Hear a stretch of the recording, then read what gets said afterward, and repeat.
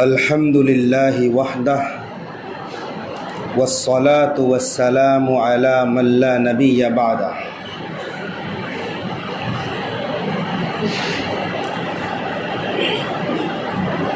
اما بعد فاعوذ باللہ من الشیطان الرجیم، بسم اللہ الرحمن الرحیم۔ قل ان کنتم تحبون اللہ فاتبعونی یحببکم اللہ وَيَغْفِرْ لَكُمْ ذُنُوبَكُمْ وَاللَّهُ غَفُورٌ رَحِيمٌ۔ وقال اللہ تعالی النبی اولیٰ بالمؤمنین من انفسهم وازواجہ امہاتہم۔ وقال النبی صلی اللہ علیہ وسلم لا يؤمن احدکم حتی اکون احب الیہ من والدہ وولدہ والناس اجمعین، او کما قال علیہ الصلاۃ والسلام۔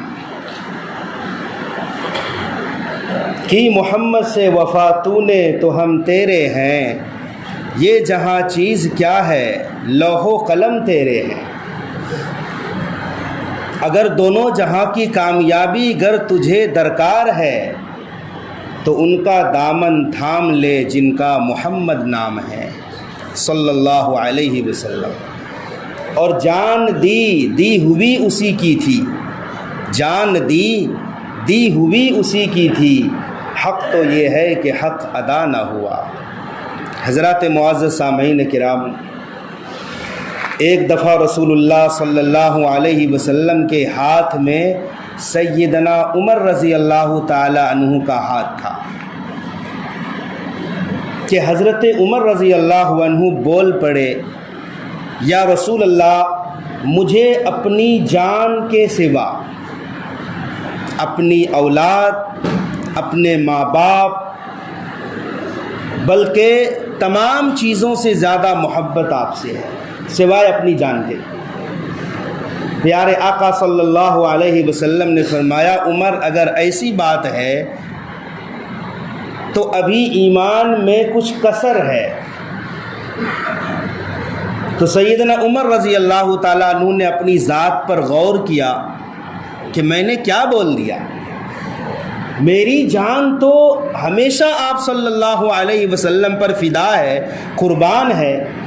اپنی ذات پر غور کرنے کے بعد فوراً بول پڑے، یا رسول اللہ، اب عمر کی جان سے بھی زیادہ، عمر کو اپنی جان سے بھی زیادہ آپ سے محبت ہے۔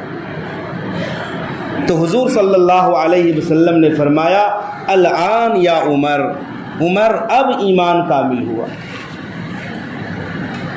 چنانچہ صحیح حدیث میں آپ صلی اللہ علیہ وسلم نے ارشاد فرمایا، کوئی شخص اس وقت تک کامل ایمان والا نہیں ہو سکتا جب تک کہ اس کے نزدیک اس کے ماں باپ اور اس کی اولاد، بلکہ تمام چیزوں سے زیادہ میں محبوب نہ بن جاؤں۔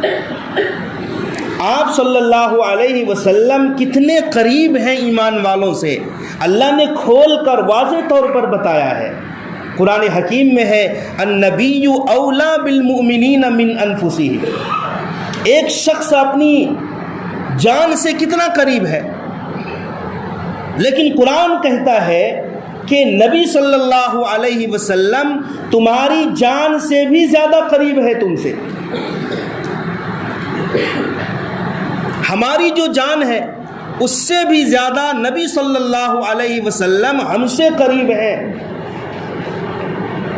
اور یہ چیز حضرات صحابہ کرام نے سیکھا تھا۔ ہمیشہ سفر میں، حضر میں، دن ہو یا رات ہو، گویا اپنی جانوں کو صحابہ ہتھیلیوں پر لے کر گھومتے تھے کہ کب آقا نامدار علیہ الصلاۃ والسلام پر اپنی جان کا نذرانہ پیش کرنے کی نوبت آ جائے۔ تمام صحابہ فدا تھے اپنی جانوں کو لے کر کے۔ چنانچہ جنگ احد کے موقع پر سیدنا انس ابن نضر رضی اللہ تعالی عنہ بڑی جوامردی کے ساتھ، شجاعت کے ساتھ، ہاتھ میں تلوار لیے کفار کے صفوں میں جا رہے تھے۔ اچانک انہوں نے سنا، حالانکہ یہ بات افواہ تھی کہ نعوذ باللہ آپ صلی اللہ علیہ وسلم شہید کر دیے گئے۔ انس ابن نضر رضی اللہ تعالی عنہ نے کہا کیا کہتے ہو، نبی صلی اللہ علیہ وسلم شہید ہو گئے؟ صحابہ نے کہا ہاں، ہم جس کے لیے لڑ رہے تھے وہ ذات ہی نہیں باقی ہے، تو اب ہم کیوں لڑیں؟ انس ابن نضر رضی اللہ تعالی عنہ نے کہا شرم کرو، وہ ذات اگر باقی نہیں جس کے لیے ہم لڑ رہے تھے تو ہم زندہ کیوں رہیں؟ مسلمانوں تلوار لو اور نبی صلی اللہ علیہ وسلم کا انتقام لو، بدلہ لو۔ انس ابن نضر رضی اللہ تعالیٰ عنہ پھر جواب مردی اور اسی شجاعت کے ساتھ کفار کے جمگھٹے میں گئے، کتنوں کو قتل کیا، لڑتے لڑتے شہید ہو گئے۔ جنگ کے بعد جب لاشوں کا معائنہ کیا گیا، انس ابن نضر رضی اللہ تعالیٰ عنہ کے بدن پر تلوار اور نیزوں کے 80 سے زیادہ زخم تھے، پہچاننا مشکل تھا۔ انس ابن نضر کی بہن نے انگلی کے پورے سے پہچانا۔ اس طرح کے فدائیان تھے صحابہ کرام کے دور میں۔ قتادہ ابن نعمان رضی اللہ تعالی عنہ ہے، جنگ احد کے موقع پر جب آپ صلی اللہ علیہ وسلم کا گھیراؤ کر لیا کفار نے، قتادہ ابن نعمان آپ صلی اللہ علیہ وسلم کے لیے ڈھال بن گئے اور چہرہ دشمنوں کی طرف کر لیا تاکہ نبی صلی اللہ علیہ وسلم پر کوئی تیر نہ آئے۔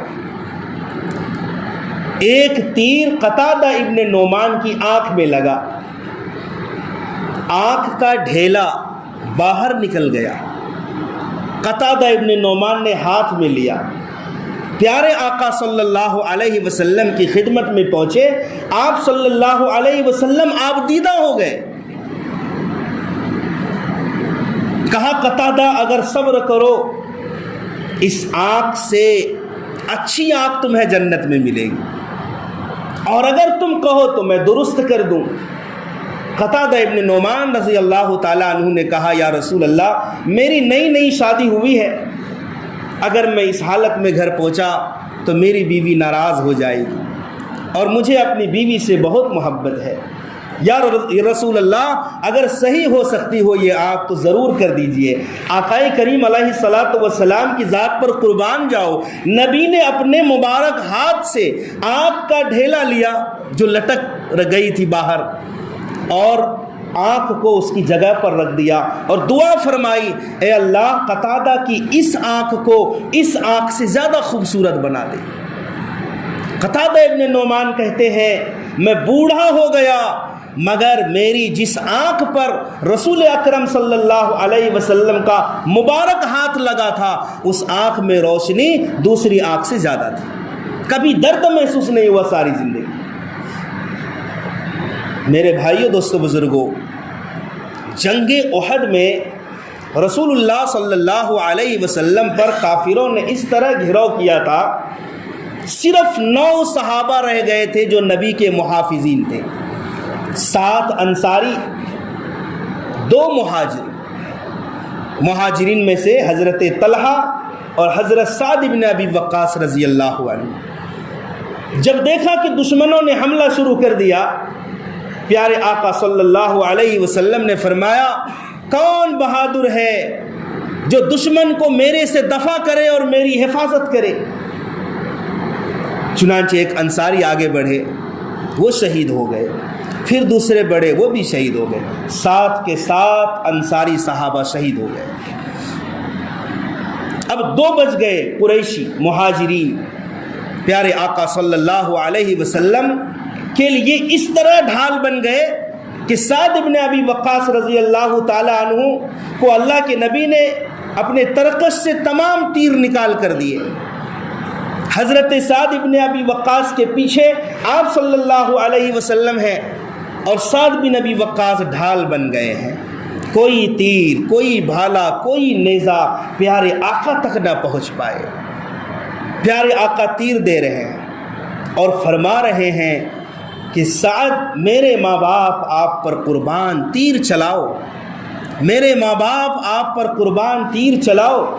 سعد بن ابی وقاص رضی اللہ تعالیٰ عنہ نے اس طرح سے تیر چلائے جسے کہتے ہیں دھواں دھار تیر چلائی، دشمنوں کے چھکے چھڑا دیے۔ پیارے آقا صلی اللہ علیہ وسلم سعد بن ابی وقاص رضی اللہ تعالیٰ عنہ کے بدن کے اوٹ سے کبھی اپنا سر مبارک نکال کر دشمنوں کی طرف دیکھنا چاہتے تھے تو حضرت سعد بن ابی وقاص رونے لگتے تھے، کہتے تھے یا رسول اللہ آپ اس طرح نہ دیکھیے، مجھے ڈر ہے کہ کوئی تیر، کوئی حملہ دشمن کی طرف سے آپ کے سر مبارک پر نہ ہو جائے۔ اور حضرت طلحہ کا کیا معاملہ تھا؟ حضرت طلحہ نے عین جنگ احد کے موقع پر، عین اس موقع پر جب دشمنوں نے حملہ شروع کر دیا، نبی کی صلی اللہ علیہ وسلم کی جان کا بھی خدشہ تھا، ادب کے اس معیار کو چھو لیا۔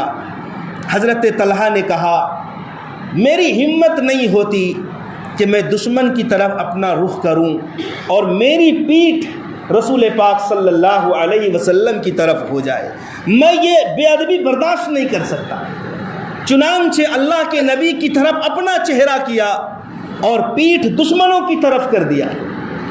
سارے نیزے، سارے تیر اور جتنے بھالے تھے سب کے وار کو حضرت طلحہ نے اپنی کمر اور اپنی پیٹھ پر برداشت کیا۔ میرے بھائیو، دوستو، بزرگوں، کس طرح سے صحابہ فدا تھے اپنی جانوں کا نذرانہ پیش کرنے کے لیے، اور ہر صحابی خوش قسمتی سمجھتے تھے کہ نبی کی حفاظت میں، اللہ کے دین کی حفاظت میں میری جان اور میری روح قبول ہو جائے۔ ہر صحابہ کی یہ تمنا تھی۔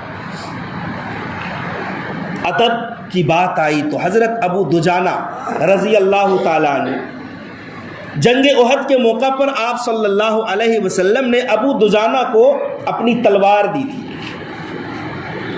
تو حضرت ابو دجانہ رضی اللہ تعالیٰ عنہ نبی کی تلوار لے کر دشمنوں کے جمگھٹے میں گھسے، بہت وار کیے، بہت وار کیے۔ بالآخر ابو سفیان کی بیوی ہندہ، جنہوں نے آپ صلی اللہ علیہ وسلم کے چچا حضرت حمزہ کا کلیجہ چبائی، ہندہ مل گئی۔ ابو دجانہ نے تلوار اٹھا بھی لیا، یکایک رک گئے کہ نبی کی تلوار ہے اور ایک عورت پر چل جائے، یہ نبی کی تلوار کی توہین ہو جائے۔ نبی کی تلوار کسی عورت پر نہیں چل سکتی ہے۔ عین اس موقع پر کہ ہندہ کو قتل کرنا واجب تھا، اللہ کے نبی کا بڑا دل دکھایا تھا، مگر یہ ادب دیکھو کہ نبی کی تلوار ایک عورت پر چلے، صحابی نے برداشت نہیں کیا، عین جنگ کے موقع پر۔ میرے بھائیو، دوستو، بزرگوں، کلمے کی خاطر، دین کی خاطر اپنی جان کا نذرانہ پیش کر دینا، یہ سمجھو کہ صحابہ کرام کا ہی حصہ تھا۔ مکۃ المکرمہ ہے، حضرت سمیہ رضی اللہ تعالیٰ عنہ اسلام میں سب سے پہلا خون حضرت سمیہ کا بہا ہے، سب سے پہلی شہیدہ ہے۔ یہ باندی تھی، اسلام قبول کی، چنانچہ عجیب معاملہ تھا۔ سمیہ، ان کے شوہر حضرت یاسر اور ان کے بیٹے حضرت عمار رضی اللہ تعالیٰ، دشمنوں کو اتنی بھی شرم نہیں آتی تھی، تینوں کو اکٹھے سزا دیتے تھے، باپ، بیٹا اور بیوی، تینوں کو اکٹھے سزا دیتے تھے۔ یہ تو عجیب غیرت ہو جاتی ہے نا پھر، کہ بیوی دیکھ رہی ہے کہ شوہر بھی پٹ رہے ہیں اور بیٹا بھی پٹ رہا ہے، بیٹا دیکھ رہا ہے کہ ماں باپ کو سزائیں دی جا رہی ہے، ایک شرم، ایک غیرت محسوس ہوتی ہے، ایک انتقام کی آگ بھڑک اٹھتی ہے۔ تو حضرت سمیہ رضی اللہ تعالی عنہا کو جب دشمن سزا دیتے، اللہ کے نبی کا گزر ہوتا کبھی، چونکہ اللہ کے نبی کی بجریٹی نہیں تھی، کوئی طاقت نہیں تھی اس وقت، تو صرف اتنا کہہ دیتے، اے آل یاسر صبر کرو، تمہارے صبر کا بدلہ جنت ہے۔ ایک دفعہ ابو جہل گزرا، دیکھا کہ سمیہ ہے، کلمہ پڑھ رہی ہے، کہا سمیہ اچھا یہ بوڑھی تھی حضرت سمیہ اللہ کے نبی صلی اللہ علیہ وسلم سے 20 برس ان کی عمر زیادہ تھی، اللہ کے نبی 20 برس چھوٹے تھے، تو ایک طرح کی بوڑھی تھی یہ۔ ابو جہل نے کہا سمیہ محمد کا کلمہ چھوڑ دے، کہا یہ نہیں ہو سکتا، کہا میں تجھے قتل کر دوں گا، کہا تو کچھ بھی کر لے میں محمد کا کلمہ نہیں چھوڑ سکتا، نہیں چھوڑ سکتی۔ تو ابو جہل کے ہاتھ میں جو نیزہ تھا ایسا شدید وار کیا، ایسا شدید ضرب لگایا کہ ناف کے نیچے وہ ضرب لگی، حضرت سمیہ اسی وقت شہید ہو گئے۔ لیکن مرتے مرتے بھی نبی پاک صلی اللہ علیہ وسلم کی محبت پر اپنی جان دے دی، اللہ کے کلمے کے لیے جان دے دی، مگر یہ نہیں ہوا کہ کفار کے ڈر سے کلمے کا سودا کر رہے ہیں۔ اسی طرح کا ایک واقعہ ابن عساکر نے اور علامہ ابن کثیر رحمۃ اللہ علیہ نے اپنی تفسیر میں لکھا ہے۔ حذیفہ ابن عبداللہ ابن حذافہ یہ بڑے جواں مرد تھے، بہادر تھے، اور نوجوانی کی عمر میں بڑی مہارت رکھتے تھے جنگی مارکے میں۔ چنانچہ سوء اتفاق رومیوں نے حضرت عبداللہ ابن حذافہ کو قید کر لیا، اپنے بادشاہ کے پاس لے گئے۔ بادشاہ نے بڑی تعریف سن رکھی تھی عبداللہ ابن حذافہ کی کہ جنگی مہارت ہے، نوجوان ہے، خوبصورت ہے، کسی طرح اگر یہ عیسائیت قبول کر لے تو ہم اس کو اپنی فوج کا کمانڈر بنا دیں گے۔ عبداللہ ابن حذافہ قیصر جو بادشاہ تھا اس زمانے میں روم کا، قیصر کے پاس ہے۔ قیصر نے کہا کہ عبداللہ تم عیسائیت قبول کر لو، کہ ایسا ہرگز نہیں ہو سکتا، ہم تمہیں بادشاہت دیں گے، یہ بھی قبول نہیں کیا، ہم تمہیں اپنی آدھی حکمرانی دے دیں گے، اور نہ جانے کیا کیا وعدے کیے۔ عبداللہ ابن حذافہ نے کہا ہرگز برداشت نہیں ہے، کہا تو پھر ہم تجھے قتل کر دیں گے۔ عبداللہ نے کہا خوشی سے قتل کر دو۔ چنانچہ اس زمانے میں جو سزائیں دی جاتی تھی قیدیوں کو، پیتل کا بہت بڑا دیگ ہانڈی کی شکل میں، بہت بڑا، کہ اس میں ایک ثابت انسان کو اچھے سے فرائی کیا جا سکے، اتنا بڑا وہ برتن تھا۔ اس پر زیتون کا تیل ڈالا، گرم کیا، جب تیل ابلنے لگا، کھولنے لگا، تو بادشاہ نے کہا کہ ایک مسلمان قیدی کو پکڑ کر لاؤ۔ پکڑ کر لایا، کہا اس کو ڈال دو۔ سکنڈوں میں ہڈیاں نظر آنے لگی، اس طرح سے جل بھن گئے، تل گئے۔ بادشاہ نے کہا دیکھ عبداللہ، اب تیرا بھی یہی حشر ہوگا، ابھی بھی موقع ہے، عیسائیت قبول کر لو۔ کہا ہرگز نہیں ہو سکتا، کہا اسے بھی اٹھاؤ اور ڈال دو۔ جب اٹھانے لگے تو عبداللہ ابن حذافہ رضی اللہ عنہ کی آنکھوں میں آنسو آ گئے، رونے لگے۔ بادشاہ خوش ہو گیا، سوچا کہ اب عیسائیت قبول کر لے گا۔ کہا میرے قریب لاؤ، کہا عیسائیت قبول کر لو بچ جاؤ گے۔ کہا ہرگز نہیں۔ کہا پھر کیوں رو رہا ہے؟ کہا میں اس لیے رو رہا ہوں کاش میرے پاس ایک ہی جان ہے، کاش میری روئی روئی میں جانیں ہوتی، ایک نہیں انیک جانیں ہوتی، اور ہر جان کو ایک ایک کر کے میں اس طرح راہ خدا میں قربان کر دیتا اللہ کے لیے تو زہے قسمت تھی۔ میں اس لیے رو رہا ہوں کہ میرے پاس ایک ہی جان ہے، وہ تو سیکنڈوں میں ختم ہو جائے۔ بادشاہ نے کہا کہ سوچا کہ اس طرح سے عیسائیت قبول نہیں کرے گا اور ہرگز قبول نہیں کرے گا، تو کہا کہ تم ایسا کر سکتے ہو کہ میری پیشانی پر بوسہ دو۔ عبداللہ ابن حذافہ نے کہا کہ ہرگز نہیں دے سکتا، آپ عیسائی ہیں، میں مومن ہوں، میں آپ کی پیشانی کو کیوں چوموں؟ کہا دیکھو اگر تم میری پیشانی پر بوسہ دو گے تو جتنے مسلمان قیدی ہیں، 80 مسلمان قیدی تھے، سب کو میں رہا کر دوں گا تمہارے ساتھ۔ عبداللہ ابن حذافہ نے سوچا ایک مسلمان کی کیا قیمت ہوتی ہے، 80 مسلمان صرف ایک بوسے پر، ایک بار پیشانی چومنے پر رہا ہو جائے تو یہ سودا سستا ہے۔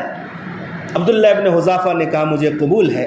پھر عیسائی بادشاہ کی پیشانی پر بوسہ دیا، 80 مسلمانوں کو لے کر عمر فاروق رضی اللہ تعالیٰ عنہ کا دور تھا، حضرت عمر فاروق کی خدمت میں پہنچے۔ سیدنا عمر فاروق رضی اللہ عنہ نے منبر رسول پر بڑے ادب کے ساتھ عبداللہ کو بٹھایا اور کہا عبداللہ آج تم اپنا واقعہ خود سناؤ، کیا کیا ہوا؟ سارا واقعہ سنایا۔ عمر فاروق رضی اللہ عنہ نے کہا یہاں جتنے مسلمان بیٹھے ہیں سب پر حق ہو گیا کہ عبداللہ کی پیشانی پر بوسہ دے، اور سب سے پہلے میں بوسہ دیتا ہوں۔ عمر فاروق رضی اللہ تعالیٰ عنہ نے عبداللہ کی پیشانی پر بوسہ دیا، پھر سارے مسلمانوں نے بوسہ دیا۔ دیکھا آپ نے کس طرح سے جان کو قربان کر دیا، نذرانہ پیش کر دیا، مگر کلمے کو، دین کو بیچا نہیں، سودا نہیں کیا۔ میرے بھائیو، دوستو، بزرگوں، ہم سب سوچیں کہ صحابہ کرام اس طرح کیوں کرتے تھے؟ صحابہ کرام کے نزدیک سب سے زیادہ محبوب ذات رسول پاک صلی اللہ علیہ وسلم کی تھی، لہٰذا آپ صلی اللہ علیہ وسلم کے سامنے صحابہ کرام اپنی جانوں کا نذرانہ لیے ہمیشہ تیار رہتے تھے، جب چاہیں جہاں چاہیں استعمال کر لیں۔ آج ہمیں اپنے محبوب صلی اللہ علیہ وسلم سے اتنی بھی محبت نہیں ہے کہ اذان کی آواز ہو اور ہم سن لیں اور ہم مسجد تک آ جائیں۔ یہ محبت ہے ہماری نبی سے، اذان سن کر بھی ہم مسجد نہیں آ سکتے، اور ہم دعویٰ کرتے ہیں ہم عاشق رسول ہیں، ہم نبی صلی اللہ علیہ وسلم سے محبت کرتے ہیں۔ بھائی اگر محبت ہے تو محبت کو ظاہر کرنے کے لیے جو اعمال ہے اس اعمال کو انجام دینا پڑے گا۔ یہ جھوٹی محبت ہے۔ نبی سے محبت اپنی اولاد سے زیادہ، اپنے ماں باپ سے زیادہ ہونی چاہیے، تو اس کا مطلب یہ بھی ہے کہ ہم اپنی بیوی کو نمازی بنائیں، ہم اپنے بچوں کو نمازی بنائیں، اپنی بیٹیوں کو نمازی بنائیں۔ یہاں جتنے لوگ بیٹھے ہیں، اکثروں کی میں بات کرتا ہوں، خود تو نماز پڑھ لیتے ہیں مگر اپنی اولاد میں نماز نہیں، بیٹے نماز نہیں پڑھتے، بیوی نماز نہیں پڑھتی۔ حالانکہ قرآن کہتا ہے اے ایمان والو بچاؤ اپنے آپ کو اور اپنے گھر والوں کو جہنم کی آگ سے، خود بھی بچو اور خود بھی بچاؤ۔ کچھ لوگ ایسے ہیں ماشاءاللہ پورا گھرانہ نمازی ہے، باپ بھی نماز پڑھتا ہے، بیٹا بھی نماز پڑھتا ہے، گھر کے سارے لوگ نماز پڑھتے ہیں، تو خوشیوں کا ماحول ہے، جنت نما گھر ہے۔ لیکن اکثروں کی میں بات کرتا ہوں، اکثروں کی، خود نمازی ہے مگر گھر میں ان کا معمول ہے۔ ضرورت اس بات کی ہے کہ سب سے پہلے اپنے گھر میں نماز والی زندگی ہم بنائیں، خود بھی نماز پڑھیں، گھر والوں کو بھی نماز پڑھوائیں، امراً نماز پڑھوائیں، تاکیداً نماز پڑھوائیں۔ حضور پاک صلی اللہ علیہ وسلم کی حدیث ہے بچہ 7 سال کا ہو جائے تو نماز پڑھنے کا حکم دو، اور جب 10 سال کا ہو جائے اور نماز نہ پڑھے تو اسے مار کر نماز پڑھواؤ، مارو اسے تاکہ عادت لگے۔ میرے بھائی، دوستو، بزرگوں، ہمارے گھروں کا کیا حال ہے؟ ہم برکت ڈھونڈتے ہیں، خیر و برکت کی دعائیں کراتے ہیں، اور ہمارے گھر سے نحوست نکلتی ہے۔ اللہ تبارک و تعالی ہمیں صحیح سمجھ کی اور اس پر عمل کرنے کی توفیق عطا فرمائے۔